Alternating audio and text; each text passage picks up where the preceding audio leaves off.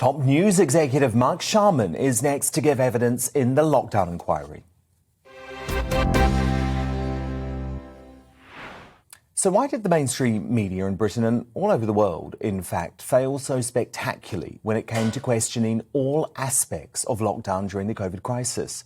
And how crucial were draconian Ofcom regulations here in the UK to the apparent conspiracy of silence that developed?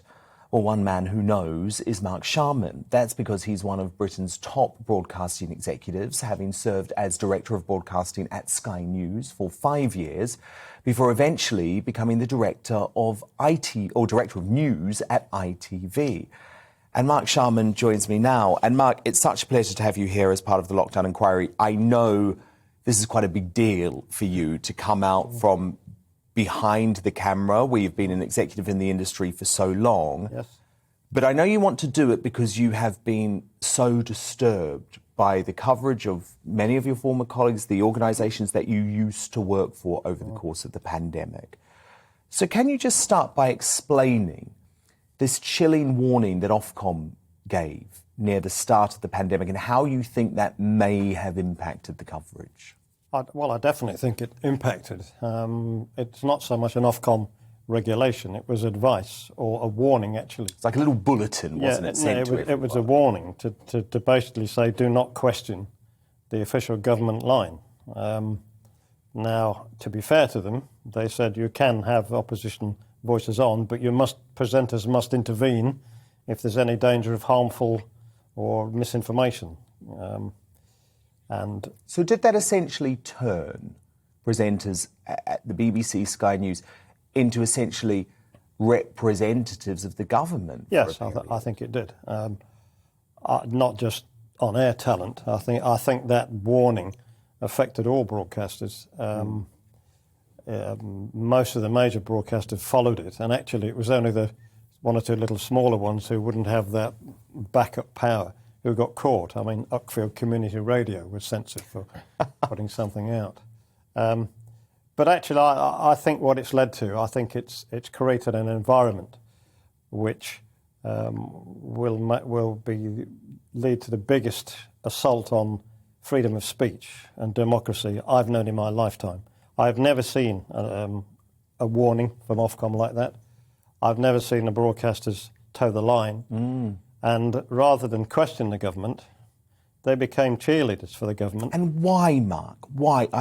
That is the question I always ask myself, because surely the job of the BBC, ITV News, Sky News, two of the places where you used to work, surely the first job as a journalist is to question the government and to question the official narrative. So why did they not do that when it came to lockdown? And it is the first job. I mean, we've all been trained to give both sides of a story and let the viewer decide. But clearly, all the way through the pandemic, only one side of the story was given. And the media, actually, broadcasters and newspapers, picked up the torch that had been created by these behavioural psychologists and created this fear. The broadcasters picked it up with relish, and they really were spreaders of panic and fear. They bought into the propaganda. They did. They bought absolutely into the propaganda, and I think it was very dangerous.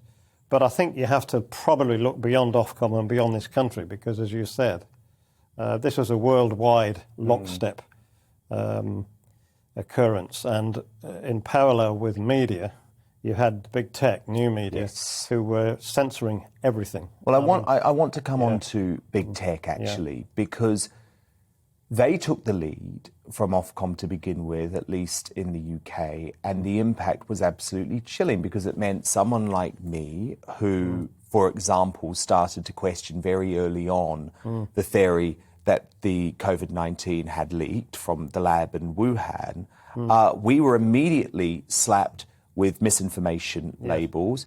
The broadcasters that we worked for would get one of these strikes, and it meant that if you got 3 strikes, you would actually be removed from the platform, be it YouTube or Twitter. So for financial reasons, no broadcasters want to be removed from big tech. So it encouraged a climate, didn't it, of people being ultra cautious with what they published. Yes, and it wasn't just the media, it applies to individuals. This censoring and banning and blacking and warnings go across the board. And there are certain triggers, as you know, certain words that will get you banned. And there appears to be a worldwide narrative. And they were taking the lead, weren't they, from the CDC and, yes, and Fauci? I mean, there is a worldwide narrative, and the big tech and media worldwide have followed it, and anybody that spoke out against it was censored. Now, in big tech, it was by blocking and censoring. In our media, it tended to be by ignoring the other side of the story. I mean, I know from my personal experience that freelance journalists were pitching stories and ideas to newspapers. People within the newspapers and within television were going in with ideas to balance, and they were being shown the door. I mean, not sacked, but the ideas were not accepted. And the same thing happened to scientists, didn't it? Yes, I mean, it you did. look at some It of did. our It did. eminent epidemiologists. Take the example of Sunitra Gupta from Oxford University, an absolutely brilliant woman. She was blacklisted by all of the mainstream broadcasts. Scientists, doctors, any journalists and individuals, anybody that questioned and spoke out. And some of these people are eminent, as you say.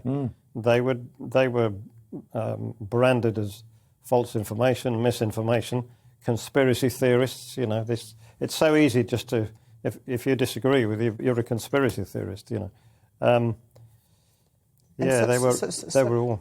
So again, I would ask why. What was it inside the BBC and ITV and Sky News that made them go for this narrative? Was it ratings? Because, of course, for a period, fear really sold, didn't it? These journalists had more power than they'd ever had in their lives because we were all locked in our homes and we were hanging off the every word of a COVID hysteric like Robert Peston at a press conference. Did they become addicted to the ratings? Did they become addicted to the power? Or was there something more sinister than that? I think to begin with, I think probably we all believe that this pandemic was worse than it's turned out to be. And I think there was an honest feeling that they were doing right by the country to begin with. I think it's later, and particularly over vaccines, where the media have let the country down. You know, why would you not ask questions about the government doing a secret deal with Pfizer that took away any responsibility for anything going wrong from Pfizer? They've given them indemnity. Why would you do that? Why would the FDA and Pfizer hide their documents and their trials, or try to, for 75 years? You know, these are suspicious things, and the questions should have been asked. And of course, what we're now seeing is some of the documents have been released, and we're seeing that the trials were anything but safe and effective. And at best, it's faulty, and at worst, it's fraud. And do you think that the media got behind a great national effort when it came to the vaccine? Is that what they thought they were doing? Essentially, we're locked down, we need to get back to normal. The government's saying the only way we get back to normal is if we vaccinate the whole country, so we need to encourage folk to be vaccinated and feel comfortable being vaccinated. Is that what it was about? Yeah, I think to begin with, probably, and to some extent, yes, because, I mean, not every individual is the same. But I don't think you can ignore the fact that the government spent, or will have spent, £500 million on advertising. And this was keeping newspapers afloat. Which for newspapers in particular. And a lot of broadcasters is a lifeline, But I'm afraid you also have to look at the ownership. You know, this is where conspiracy theory gets put all over us. But most of the world's biggest companies are owned by BlackRock and Vanguard, and that includes a lot of the media. Bill Gates Foundation puts a fortune into the media, including the BBC's charity. The BBC's own Trusted News initiative is a partnership between the BBC and the big tech. And of course, that's also funded by BlackRock and Vanguard and Bill Gates. So you are given the fact that Vanguard and BlackRock also own about £35 billion worth of stock in Pfizer, you know, that ownership connection is there. Now, it's not for me to say that's a connection. I don't know. I don't know whether instructions came down. But it's unhealthy, I think, that so much of the media is owned by the same people that are driving the science, is owned by the same people that are making the drugs. And for those reasons, perhaps it wasn't worth them really going down the path of looking into vaccine damage, looking into the side effects, reporting on myocarditis, for example, in young men. Those sorts of stories you think maybe the mainstream media avoided? Vaccine damage is, and the efficacy of vaccines is my biggest bugbear, because still now people are not accepting how many vaccine injuries and deaths there are. I know because I've had a lot of emails from people, and I've interviewed a lot of people, and it's heartbreaking. And do you know what's also heartbreaking? The doctors they go to see will not accept it's a vaccine injury. So lots of these people are suffering twice. And you would think that you would see these people in the media, but you don't. Well, Mark Sharman, absolutely fascinating insight from someone who was one of the top names in news broadcasting in the UK. Thank you so much, Mark. Now, of course, we do give you both sides of the story here on GB News. So defending its pandemic coverage, a BBC spokesperson said, "We believe the level of coverage was proportionate to the importance of the issue and the many aspects to it." Of course, though, they didn't really talk about the damage from lockdown, did they, either? There you go.